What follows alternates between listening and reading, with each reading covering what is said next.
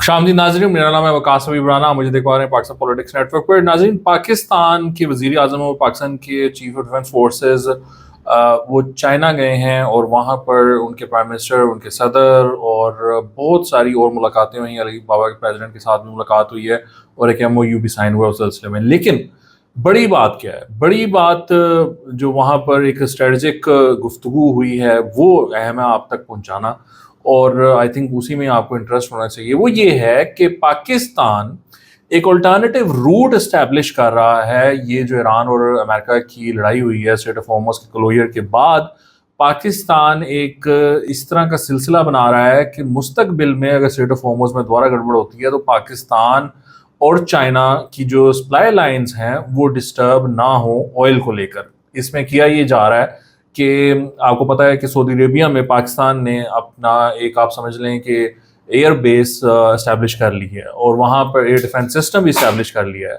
वहाँ पर पाकिस्तानी सोल्जर्स भी मौजूद हैं, वहाँ पर पाकिस्तान के एयरफोर्स के लोग भी मौजूद हैं, वहाँ पर पाकिस्तान के प्लेन्स भी मौजूद हैं। क्यों? देखें, ये बात अब समझने की है कि वो वहाँ पर आप समझते हैं कि ज़्यादातर इस टाइम चाइनीज़ इक्विपमेंट मौजूद है। JF-17 हमने बनाए हैं, चाइनीज़ पार्टनरशिप में बनाए हैं, बट वहाँ पर HQ-9 जो है वो एयर डिफेंस सिस्टम भी मौजूद है। अभी हम प्रोक्योर करने की कोशिश कर रहे हैं HQ-19 भी।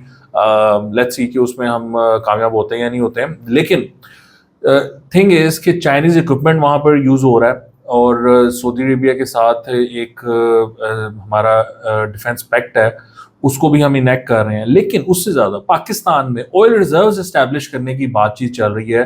जो गल्फ स्टेट्स हैं वो सोच रही हैं और उस पर काम चल रहा है कि पाकिस्तान में जो स्ट्रेटेजिक ऑयल रिजर्व्स हैं वो इस्टेब्लिश किए जाएँ। आपको पता है कि पाकिस्तान में स्टेट ओन स्ट्रेटेजिक रिजर्व्स मौजूद नहीं हैं। पाकिस्तान में जो कमर्शियल एंटिटीज़ हैं उन लोगों के रिजर्व्स मौजूद हैं जो कि 20-25 दिनों के होते हैं। तो जो गल्फ कंट्रीज़ हैं उनकी भी ज़रूरत बनती जा रही है, क्योंकि वहाँ पर भी जो मामला चल रहे हैं तो वो भी सोचते हैं कि उनके अगर स्ट्रेटेजिक ऑयल रिजर्व्स मौजूद हों और अगर उनके वहाँ पर हमला हो जाए या उनका कोई इस तरह की टेंशन हो जाए जिस तरह की ईरान के साथ हुई है, तो उनके पास एक रिजर्व फैसिलिटी मौजूद होनी चाहिए जहाँ से कि वो ऑयल को रिलीज कर सकें अपने यूज़ के लिए और दुनिया के यूज़ के लिए।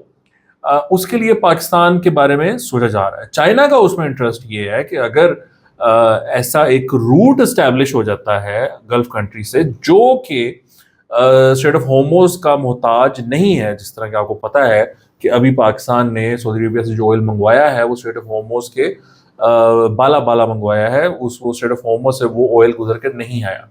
पाकिस्तान एक ऐसा रूट इस्टेब्लिश कर रहा है और ऐसे स्ट्रेटेजिक रिजर्व्स इस्टेब्लिश करने की कोशिश कर रहा है और उसको एयर डिफेंस का कवर और उसको मिलिट्री कवर जो है वो प्रोवाइड कर रहा है from Saudi Arabia to Pakistani ports of course.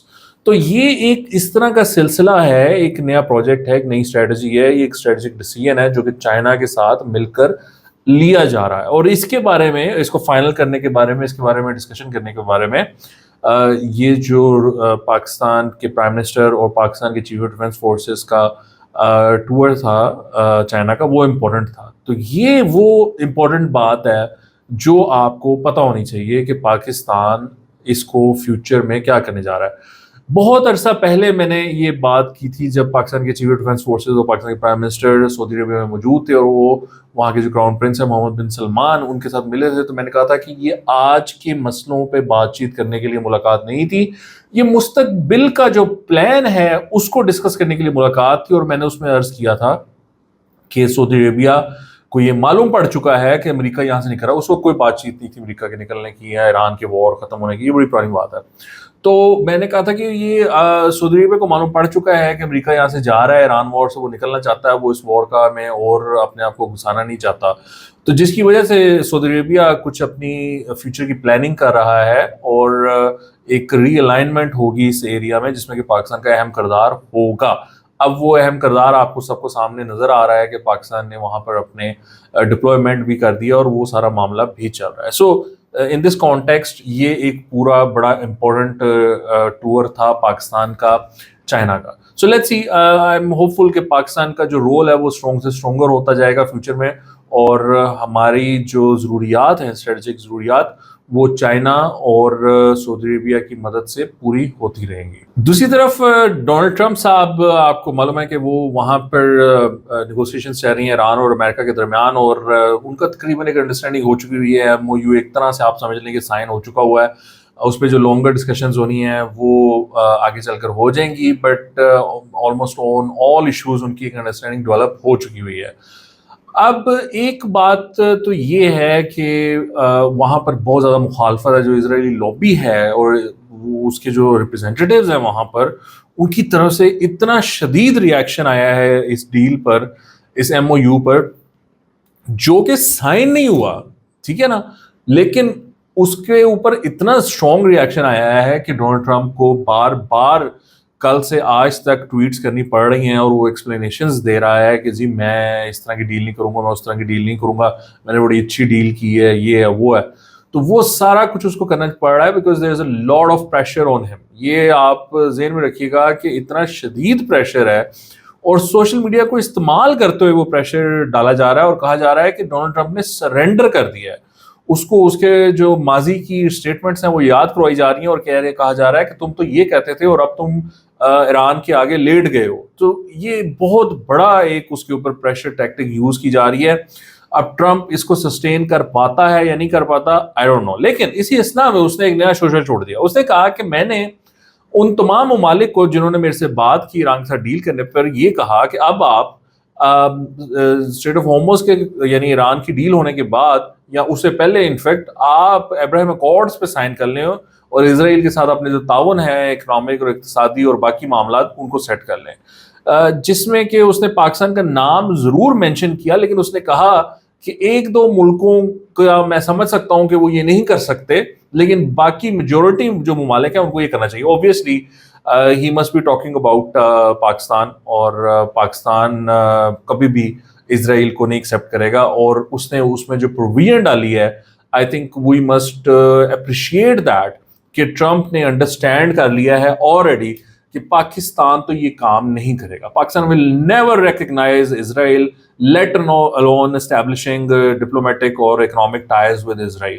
Pakistan has a very strict line on that, and it's not going to be possible anytime soon to accept or recognize Israel as a state. So Pakistan کی position بڑی clear ہے، اور پاکستان ایسی کی تیسی پھیرتا ہے اسرائیل کی ہر plate form پہ، وہ چاہے پیس بورڈ ہو، وہ چاہے یونائٹڈ نیشنز ہو، وہ کہیں پر بھی پاکستانی بیٹھے ہوں، وہ جب پاکستان کا وزیر دفاع ہو، وہ ایسی کی تیسی پھیرتا ہے اسرائیل کی. اور پاکستان اس معاملے میں کسی سے بھی نہیں ڈرتا.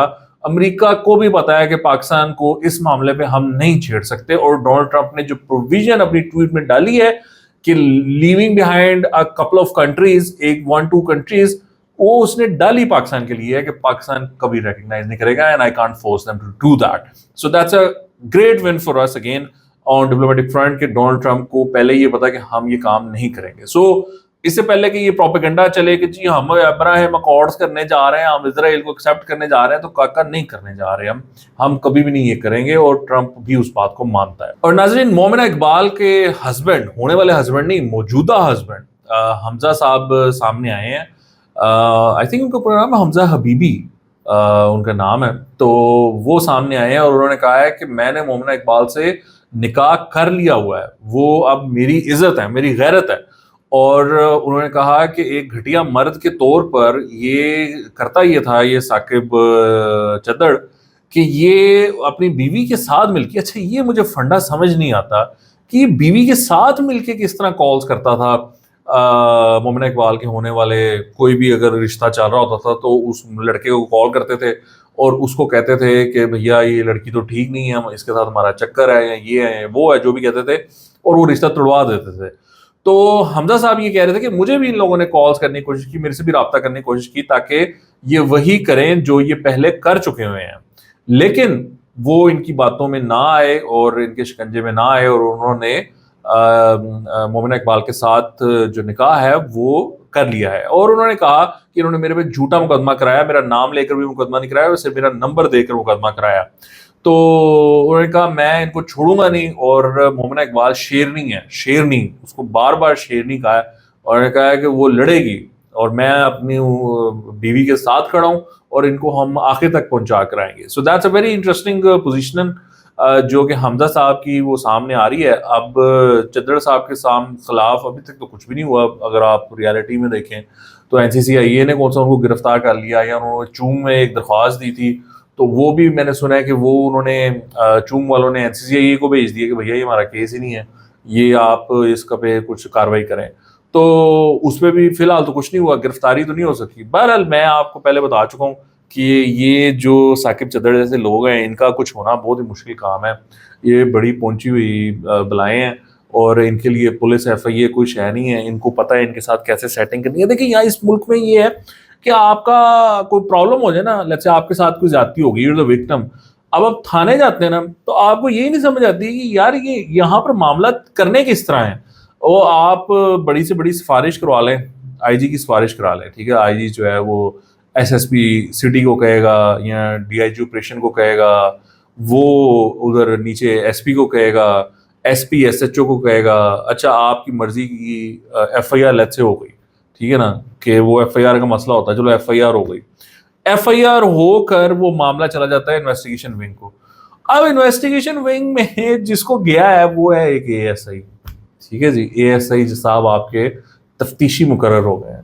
اب وہ تفتیشی صاحب کو کیا پتا کہ آپ آئی جی کی سفارش کروا کر آئے ہیں, ٹھیک ہے, وہ آپ کو وہ آپ کہتے ہو یار بندہ پھڑو, وہ کہتا پیٹرول ہی نہیں ہے میری گڈی سے, میں کتوں بندہ پھڑا, پیٹرول پاؤ تو چل دیں ہیں بندہ پھڑا. آپ ٹیز ہو جاتے ہیں, آپ کہتے ہیں لے میں آئی جی کی سفارش کرائی ہوئی ہے, یہ مجھے کہتا ہے کہ میں اس کے پیٹرول ڈرواؤں. آپ آئی جی کو دوبارہ کہتے ہیں کہ بھجن میری آپ انویسٹیگیشن کسی اچھی جگہ لگوائیں, وہ تو کچھ بھی نہیں کر رہے.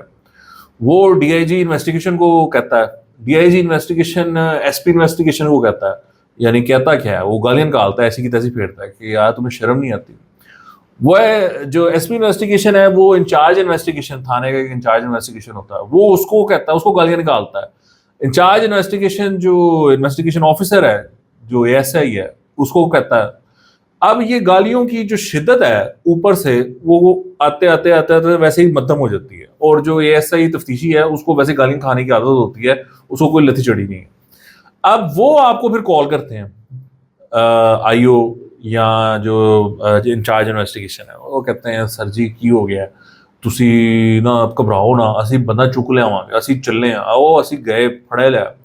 وہ جاتے ہیں وہاں پر ایک کاروائی ڈال کر اس کا کوئی بھائی شاہی اٹھا لاتے ہیں, جو مین کلپریٹ ہے نا اس کا جو ملا, باپ ملا, بھائی ملا, وہ اٹھا لاتے ہیں. اب آپ کو آ کہتے ہیں پائن اسی گئے اتنے کار اسی چھاپا مارے, ایسی دی تیسی وہ پرا چک لے آئے اسی, اور جو وہ بندہ ہے وہ تو کہیں بھاگا ہوا ہے, وہ تو پتہ نہیں کہاں پر ہے, وہ تو ناردرن ایریاز گیا ہوا ہے. آپ ایک طرح سے خوش ہو جاتے ہیں, لوگ جی کاروائی ہو گئی ہے, تھرتھلی مچ گئی, اور وہ بھاگے بھاگے گئے. اور وہ آپ کو یہ کہتے رہیں گے کہ سر وہ تسی نا بس ایس پی صاحب نے ایک میسج کر دینا کہ کام ہو گیا. وہ ایس پی آپ کو کہے گا انویسٹیگیشن سر جی تسی ہو نا آئی جی صاحب کو کہہ دینا کہ کام ہو گیا, ٹھیک ہے.